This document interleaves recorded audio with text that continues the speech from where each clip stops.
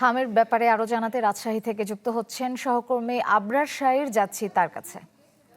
আবরার, আমাদেরকে জানাবেন রাজশাহীতে হামের প্রাদুর্ভাব কেমন এবং হাসপাতালগুলোতে পর্যাপ্ত চিকিৎসা সেবার ব্যবস্থা নেওয়া হয়েছে কিনা। নগদ নিয়ে এলো হার না মানা হার অফার। সর্বনিম্ন 10,000 টাকা রেমিটেন্স নগদে পাঠালে থাকছে স্বর্ণের হার জেতার সুযোগ। আবরার, রাজশাহী রাজশাহীতে কি মেডিকেলে পরিস্থিতি? যে পরিস্থিতি তৈরি হয়েছে তাতে আসলে কিছুটা আশঙ্কার বিষয় এই জায়গাটিতে। এখন পর্যন্ত বলা হচ্ছে রাজশাহী বিভাগে হাম আক্রান্ত রোগীর সংখ্যা আসলে বেড়েছে। আমরা জানতে চেয়েছিলাম রাজশাহী মেডিকেলের যিনি মুখপাত্র রয়েছেন ডাক্তার শঙ্করকে বিশ্বাস, তিনি যতটা বলেছেন যে এ পর্যন্ত এখানে রোগী যতটা এসেছে তাদের মধ্যে পরীক্ষার পর নিশ্চিত হওয়া গেছে 28 জন শিশুর হাম ধরা পড়েছে, তবে একজনও মারা যায়নি। তারা সন্দেহ করছেন যে একজন শিশু হয়তো বা হামে মারা যেতে পারতেন, কিন্তু সেটি পরীক্ষা করা হয়নি। এখন পর্যন্ত তারা অনুমানের ভিত্তিতে বলছেন যে একজন হয়তো বা মারা গেছেন। তবে চাঁপাইনবাবগঞ্জ এবং পাবনাতে এই রোগের প্রাদুর্ভাবটা অনেক বেশি বেড়েছে এবং চিকিৎসকরা বলছেন যে ক্যাম্পেইনের মাধ্যমে যে টিকাটা দেয়া হয় পরবর্তীতে, সেই ক্যাম্পেইনটা অনেকদিন যাবৎ হয়নি। 2025 সালে যেটি হবার কথা ছিল সেটি আসলে 26-এ এসে হবে। আজকের বিষয়টা যদি বলি তাহলে কিছুক্ষণের মধ্যে এখানে উদ্ভূত পরিস্থিতির জন্য আমরা জেনেছি বিএনপির স্বাস্থ্য বিষয়ক সম্পাদক ডাক্তার রফিকুর ইসলাম তিনি আসলে এখানে আসবেন পরিদর্শনে। পাশাপাশি এখানে যে আইসিইউ নিয়ে সংকটের কথা বলা হচ্ছে সেই বিষয়ে গতকাল একটা দীর্ঘ মিটিং হয়েছে সকাল থেকে দুপুর পর্যন্ত।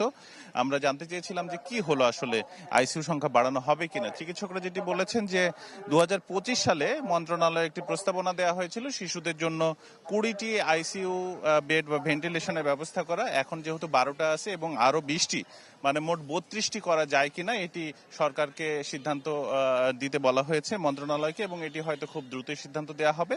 তবে সবচেয়ে ভালো হবে, দ্রুততর হবে যদি 200 শয্যার রাজশাহীর পাশেই এই হাসপাতাল থেকে হাফ কিলোমিটার দূরে যে বিশেষায়িত শিশু হাসপাতাল আছে, সেই শিশু হাসপাতালে কিন্তু অলরেডি 10টি আইসিইউ এর সব কাঠামোগত সুবিধা দেওয়া হয়েছে, শুধু বসাইতে হবে ভেন্টিলেশনটা।